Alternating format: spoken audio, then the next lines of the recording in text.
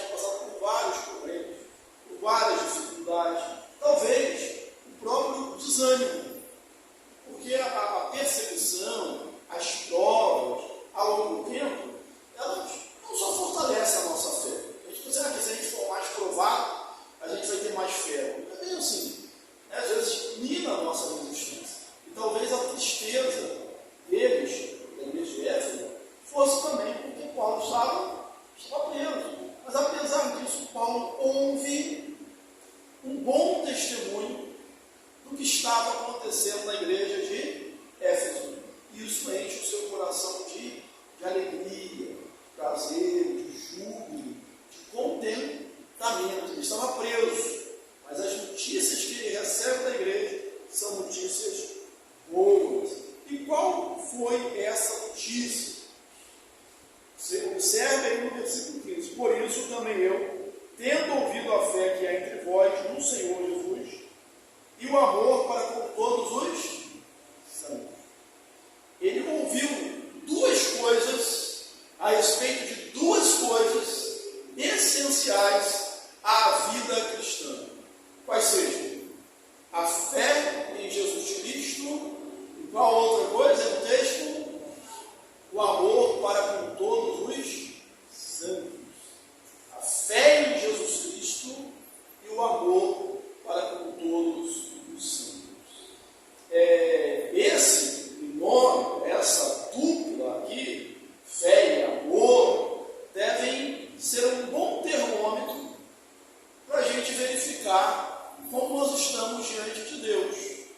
Mesmo porque a palavra, o próprio Senhor Jesus diz que pelos frutos nós conheceremos tanto falso profeta, como conhecemos também aqueles que são de Cristo, né? Pelo fruto do amor, por aquilo que nós fazemos, né? A árvore boa dá um bom fruto, e a árvore má dá um mau fruto. A gente não tem, eu falei, a gente usa um termômetro, quando a gente repetir, a gente não tem um termômetro para medir fé. Está sendo na entrada da igreja, botar um termômetro, né? Falar assim, vamos ver qual é o seu nível de fé, uma balança de fé. Não tem isso. Dá para saber. Você pode falar assim, eu tenho muita fé. O que é isso? Como que isso está no seu coração? Não sei. Mas é uma coisa que a gente vê. Que são os frutos. As coisas que se externalizam. O resultado. E aí ele diz que tinha notícias, boas notícias, da fé e do amor. Aí eu escrevi uma frase, na verdade eu parafraseei, né, um comentarista, William Fritz, que a frase que eu escrevi ficou mais ou menos assim: o botão da fé, ele escreveu um pouco diferente, eu preferi mudar aqui. O botão da fé foi aberto e transformou-se na flor do amor. Ficou bonito, né? O botão da fé foi aberto e transformou-se na flor do amor. Com certeza vai ter algum dia. O botão da fé foi aberto e transformou-se na flor do amor. O mesmo comentarista, ele usou uma outra comparação, uma ilustração, também muito apropriada, gostei muito pertinente, bem didática.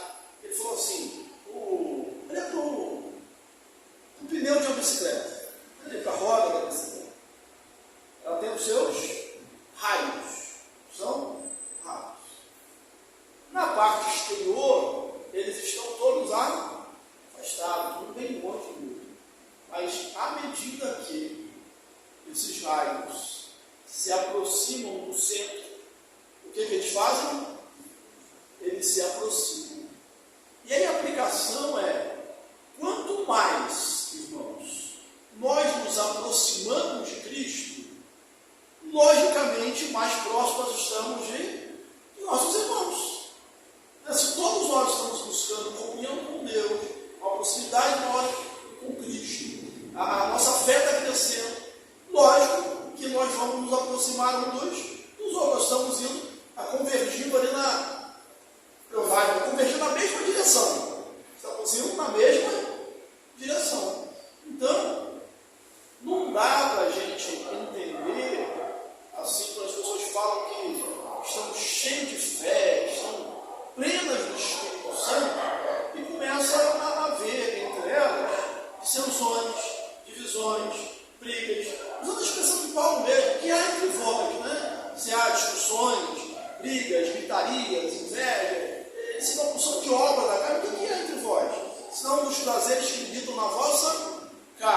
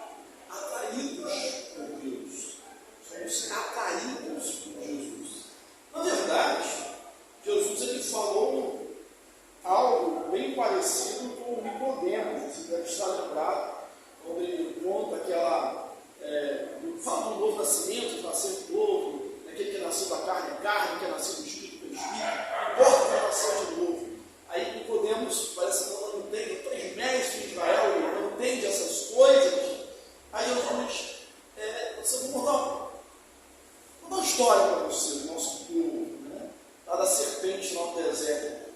Lembra da história da serpente no deserto? Jesus usa isso para explicar para Nicodemos, na mesma forma que a serpente foi levantada no deserto, importa que o Filho do Homem seja levantado. E quando ele for levantado, ele atrairá muitos a si mesmo. Jesus levantar na cruz do Calvário. Da mesma forma que para ser curado lá no deserto, por causa do pecado, o povo o acampamento foi infestado de serpentes abrasadoras, o povo estava morrendo. Aí Deus mandou Moisés construir uma serpente de bronze. E a medida era, cura ela. Todo aquele que olhar para ela vai ser curado. Não era para questionar. Era para mais. Não tem nada melhor para fazer.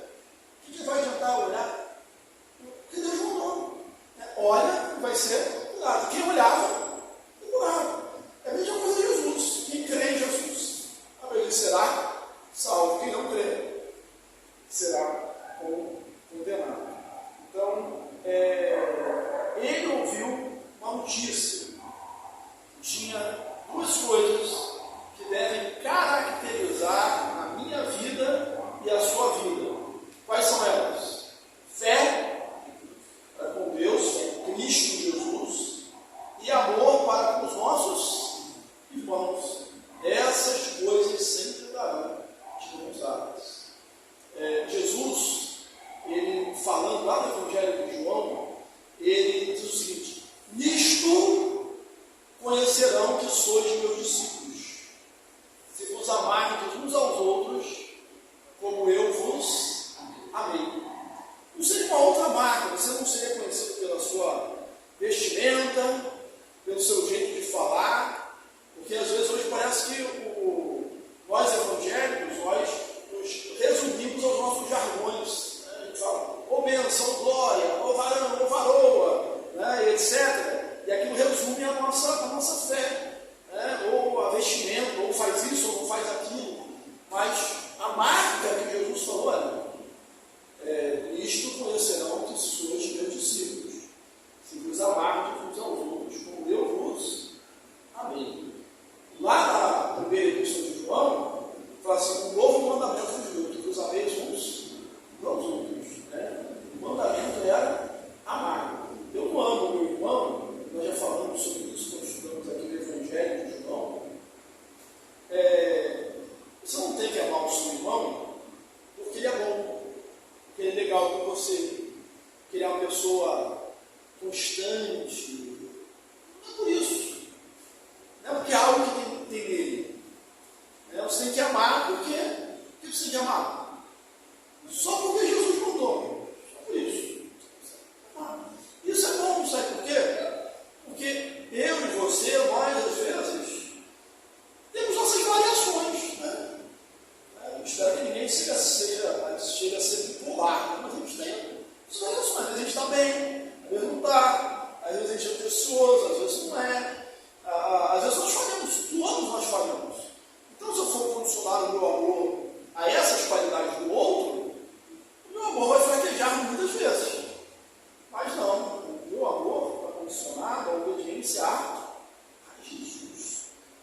O novo mandamento vos dou, que vos ameis uns aos outros. Aí ele prossegue aqui, no versículo 2, de quem? Opa, o vento bateu aqui, ó.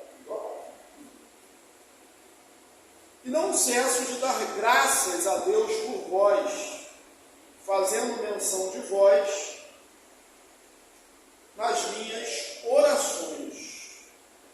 Não cesso de dar graças a Deus por vós.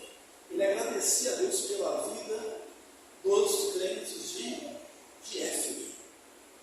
De vez em quando aqui, eu lembro do exemplo de Jó. Jó, o infiel, passou por todas aquelas provações, perdeu a sua família, perdeu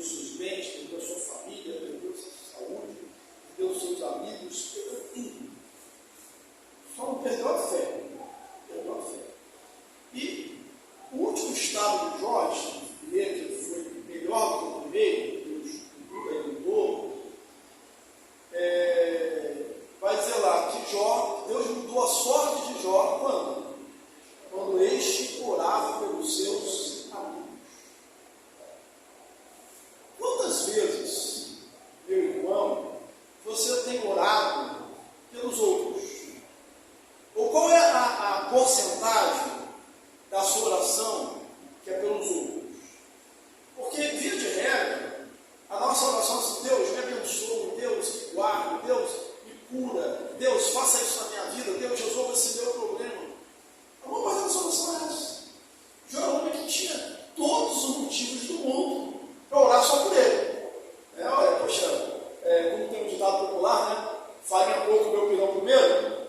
Né? Ele tinha todos os motivos para pensar assim. Mas ele orou para os seus amigos, que Deus mandou. Que Deus ouviria a oração de Jó. E quando ele orava para os seus amigos, Deus mudou a sua vida.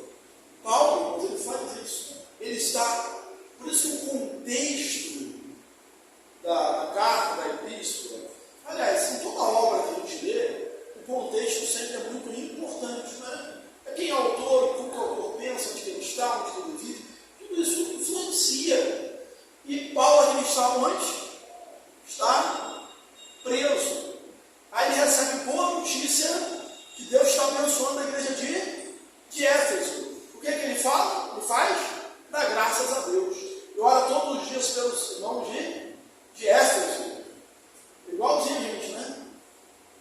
Quando a gente vê que Deus abençoou alguém, a gente fica muito, muito feliz. Irmão, foi como um carro novo. Poxa, igual irmão, né? Irmão, mas não precisa ser assim, né? Está vendo?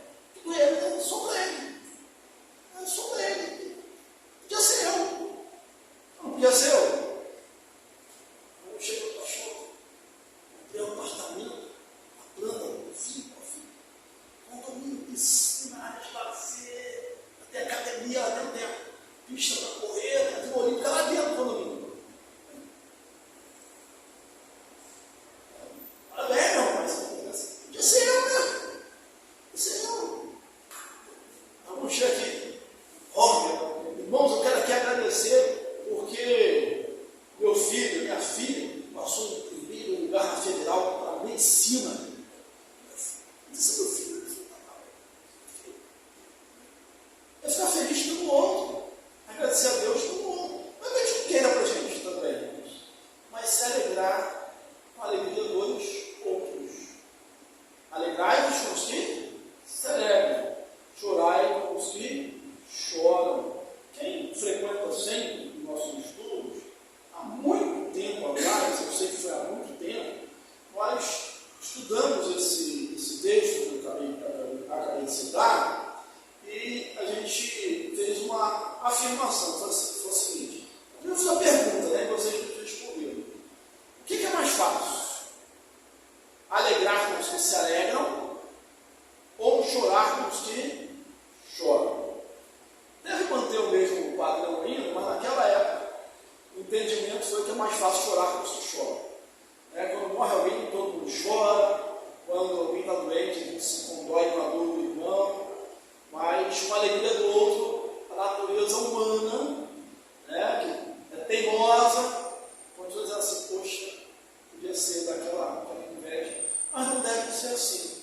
Nós estamos num progresso, buscando um crescimento espiritual. Precisamos fazer como Paulo, dar graças a Deus pelos nossos irmãos. E o que ele faz além de dar graças? Ele ora pelos crentes. Não cesso de dar graça a Deus, fazendo menção de vós nas minhas orações. Vou fazer uma pergunta para você. Retórica, tá? Não precisa se estudar. Retórica. Quantas vezes você ora por alguém, pelos irmãos, quantas vezes? Os dias. Eu vou fazer outra pergunta. Qual é a sua desculpa? Porque a gente é mestre de desculpa, né? Nós somos especializados. Tem algumas desculpas que são gerais, quer ver? Não tem tempo. Não, isso aí, pastor, para quem aposentado, aposentado da igreja, no Ministério da Intercessão lá, é aposentado, não é para mim não. Uma pessoa até queria, mas não tem ambiente. Se tivesse um quartinho assim, só para oração, né? Talvez com um isolamento acústico, e que não tivesse talvez eu conseguisse orar um pouco melhor. Tem voz também, talvez eu conseguisse orar melhor. Se fosse aquele barulho da meu vizinho, aquela música, né? A minha casa também não é muito convidativa. Se eu pudesse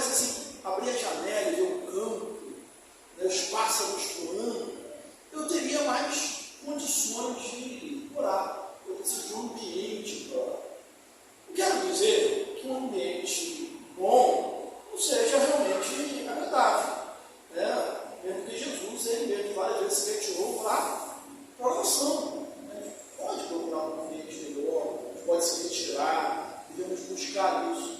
Mas eu volto ao contexto vivencial de Paulo. Paulo estava onde? Preso. Irmãos, independentemente da época ou do lugar, estar preso nunca é uma coisa confortável.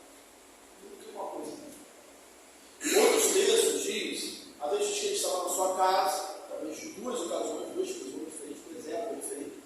Mas não diz que ele estava algemado ao guarda pretoriano. Mas ele algemado ao guarda, soldado romano.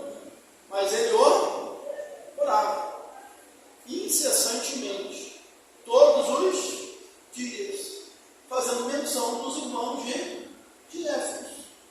Você ainda tem a sua desculpa? Tem? Não dá para ter mais desculpa, né?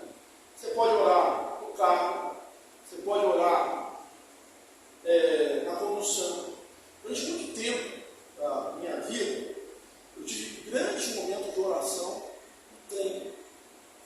Eu trem cheio, apertado, aquela época com já condicionado ainda. Eu às vezes fechava meus olhos aqui na central e estava sentado em pé. E só abria na central do Brasil. O Serino orando, dormindo, orando. A ponto de teve vezes que as pessoas assentadas assim, poxa, está passando mal. Eu estou bem. Por quê? Momentos eu não quero ter.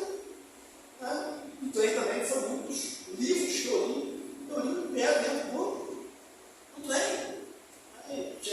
Você consegue entender? Assim, possível, né? Você não se adequa a sentar. Hoje, nesse período de carro, né? Um tempo de carro, eu e o colega, o pastor Eduardo, a gente sempre vai ouvindo sermões.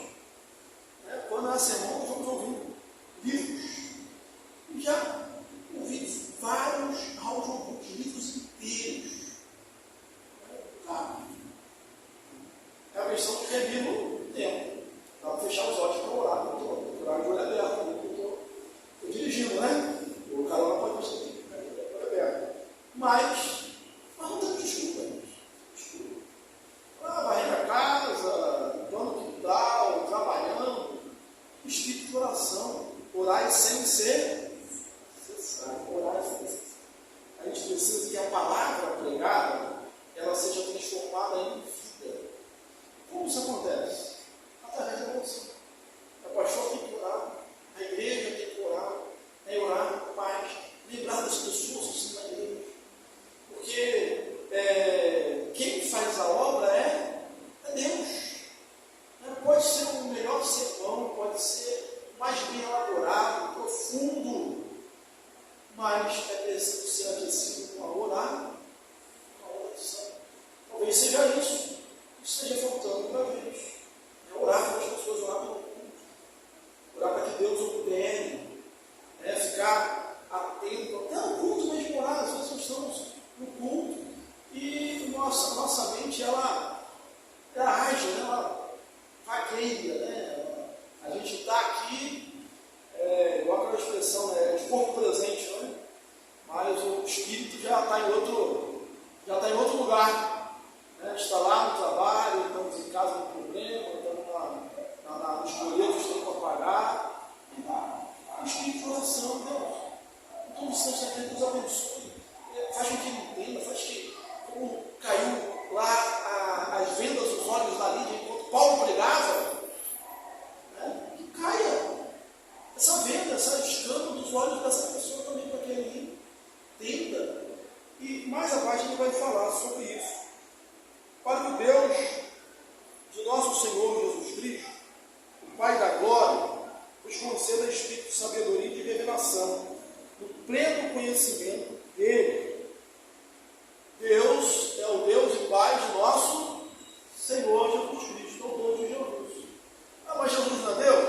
Deus Pai, Deus Filho, Deus Espírito Santo, Ele é um Deus encarnado, Ele é totalmente Deus, Ele é totalmente homem, continua nessa natureza para sempre, continua sendo Deus, sendo homem, com um corpo realmente incorruptível.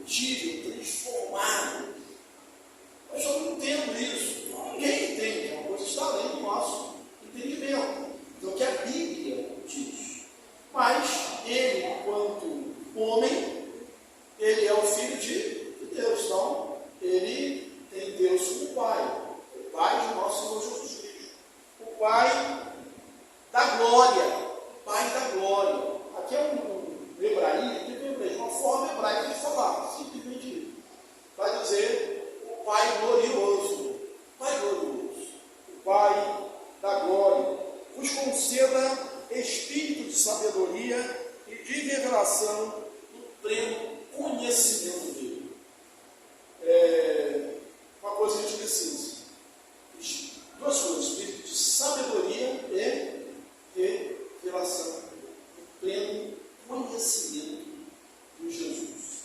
Você vai observar aí, ao ler o texto, que a palavra espírito está com minúsculo. Então, provavelmente não é o Espírito Santo. A única, aqui todas as versões traduzidas, não sei se alguém tem um E maiúsculo, mas quase todas, o E aparece como minúsculo. Por quê? Porque o crente já tem o Espírito Santo. Lá em cima, aqui a gente viu na semana passada, nós somos selados com o Espírito Santo, não é isso? Está escrito aqui no versículo 13, em quem também vós, depois que ouvistes a palavra da verdade, o evangelho da vossa salvação, tendo nele também crido, fostes selados com o Espírito Santo da promessa. Ele mesmo é o penhor da nossa herança, até o resgate da sua glória. Então já temos o Espírito. Aí está pedindo o Espírito de sabedoria. É como lá em Provérbios. O temor do Senhor é o princípio da sabedoria. Só que essa sabedoria aqui não é uma sabedoria segundo o mundo. Não é a sabedoria do conhecimento, da cultura. É a sabedoria daquele homem que tem o temor do Senhor. Que tudo que ele faz, que as suas decisões, que toda a sua vida toda, ela gira em torno da vontade de Deus. Deus, o Senhor quer. Que é a sua palavra, Espírito de sabedoria e de revelação. Essa revelação aqui é revelação para entender. É revelação não de algo novo, mas para entender o que já foi dito. Nós temos três expressões na teologia, que é revelação, inspiração e iluminação. Isso em relação à teologia. Revelação é o ato de Deus revelar, conhecer a sua vontade, aquilo que foi revelado aos profetas do Antigo Testamento, Moisés, aos profetas, em relação a Jesus Cristo, aquilo que foi revelado aos apóstolos. Isso foi dado a eles. Não é dado mais. Não podemos acrescentar outra coisa. Mesmo o anjo do céu, se pegar o Evangelho, além deste que recebeste, seja anátema, lá em Gálatas 1, 8 e 9. Repete, outra vez eu digo, se nós, o anjo vindo dos céus, nos pregar o Evangelho, além do que temos que pregar, seja anátema, revelação. Cuidado aí, acabou. Inspiração. Inspiração foi a direção de Deus dada a esses mesmos apóstolos, profetas e apóstolos, para escrever com fidelidade aquilo que foi revelado. Isso é inspiração, conforme a teologia, o significado originário da palavra. Então a Bíblia é inerrante, tem falha. Só a Bíblia, só a palavra de Deus, ela é inspirada. Outro livro não é. Outra pessoa não é. Popularmente são livros inspirados. Mas não é esse o significado que aparece na Bíblia ou na teologia. E Deus, pelo seu Espírito, além de revelar, além de inspirar, ele ilumina. O que é iluminar? É dar entendimento. É abrir, é aplicar. Isso Deus continua fazendo pelo seu Espírito no nosso coração, na nossa vida, aplicando a palavra, dando entendimento. É nesse sentido que a palavra se renova a cada manhã. Quando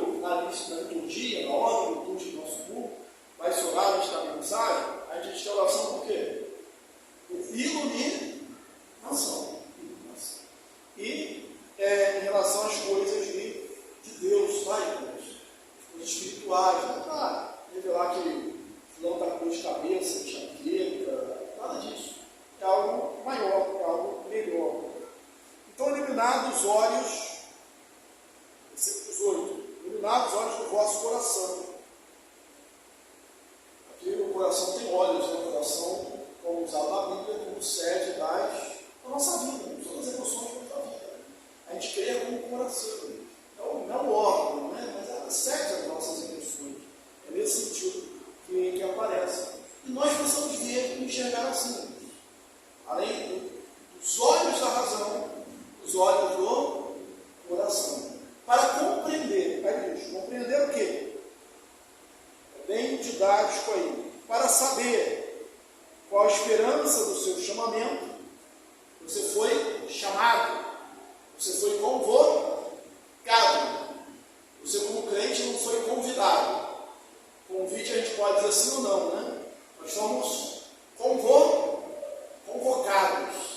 É o quartel como se fosse um plano de chamada, né? Chamou, tem que ir, né?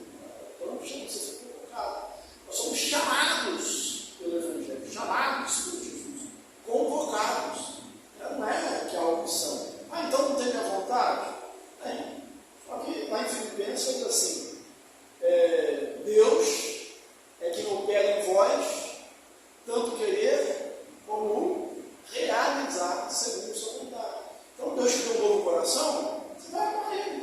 Ezequiel diz isso, né? Tirarei, não é se você deixar, tá? Tirarei entre vós um coração de pedra e colocarei um coração de carne. Para que você compreenda, para que você ame, para que você busque, né? Dar-vos-ei um coração novo. Ele não quer, por isso a gente pode se aproximar e entender. Não foi mídia que tirou a venda dos olhos dela, a venda caiu, né? Caiu. E Deus opera assim tão grandemente que se não fosse assim, muitos mais teriam morrido pela sua tecnologia. Em Gênesis 19, se não me engano, sobre referindo a história de Ló. Deus namorou, pedindo pelo justo da cidade. O anjo foi mandado e avisou para ele sair. Aí eu perguntei, ele saiu, né? O texto não diz que ele saiu. O anjo, quando viu que ele estava demorando, pegou ele e colocou fora da cidade. A maioria das vezes é assim que pensar com a gente, né? Chega e pega e coloca, né? Olha, está abrindo isso aqui, ó. Por ele, né? Isso é a grandeza do amor de Deus. Então, para conhecer, para compreender, para saber, né, a grandeza, a esperança do seu chamamento, qual a riqueza da glória da sua herança dos santos. Irmãos, mais uma vez, nós somos a herança de Deus e Deus é a nossa herança. Se eu perguntar assim, o que Deus vai ganhar no final das contas? Vai ganhar você. Você é a herança de Deus. Nós somos também a herança de Deus. O salmista vai dizer, o Senhor é a porção da minha herança. O Senhor é o arrimo da minha sorte. Agora, assim tem uma coletividade, a grandeza da herança dos santos. Nós somos santos. O amor de todos nós somos santos, a herança dos santos. Por isso não dá para entender o crente fora da igreja, fora da comunhão. Onde nós estamos comunhão com os nossos irmãos. Não são as quatro paredes, não, é a comunhão, é a igreja, são os membros.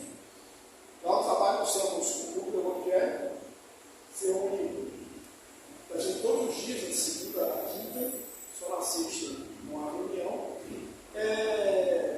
E a gente vê, quando vai se renovando o efetivo, o pessoal sabe que tem, alguns crentes só e se juntam. Porque nós procuramos comunhão com os outros, né? Com os santos. E qual a suprema grandeza do seu poder? Grava bem essa expressão. A suprema grandeza do seu poder para com os que cremos, né? Paulo está falando dele, está falando dos Efésios, está falando Deus creem? E qual a suprema grandeza do seu poder para com os que cremos, segundo a eficácia da força do seu poder, o qual ele exerceu em Cristo, ressuscitando dentre os mortos e fazendo assentar à direita dos lugares celestiais. O que Paulo quer que os crentes compreendam? Um espírito de sabedoria para compreender isso aqui também, a suprema grandeza do seu poder, os gírios, cravos, várias palavras, o poder de Deus, para que tenha operado em nós, que cremos. Irmão, o que garante a sua salvação é essa suprema grandeza do poder de Deus que opera em você. Eu e você, nós não vamos pensar que nós vamos perseverar até o fim. É o contrário. Nós vamos perseverar até o fim porque Ele nos salvou, porque Ele vai nos capacitar. Na hora, você tem dúvida, mas será que eu vou conseguir? De nós mesmos não. Mas Ele vai operar em nós com o seu Espírito. E sabe qual é o poder que Ele usa isso? É isso? Grandeza do seu poder. A sequência vai esclarecer. O mesmo poder que Deus usou para ressuscitar Jesus Cristo dentre os mortos e fazê-lo assentar nas regiões celestiais do céu. É o mesmo poder que opera para te suster na fé.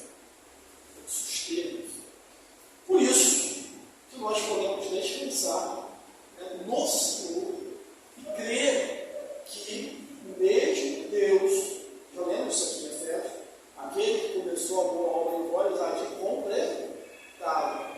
Ele é o seu, ele é o penhor.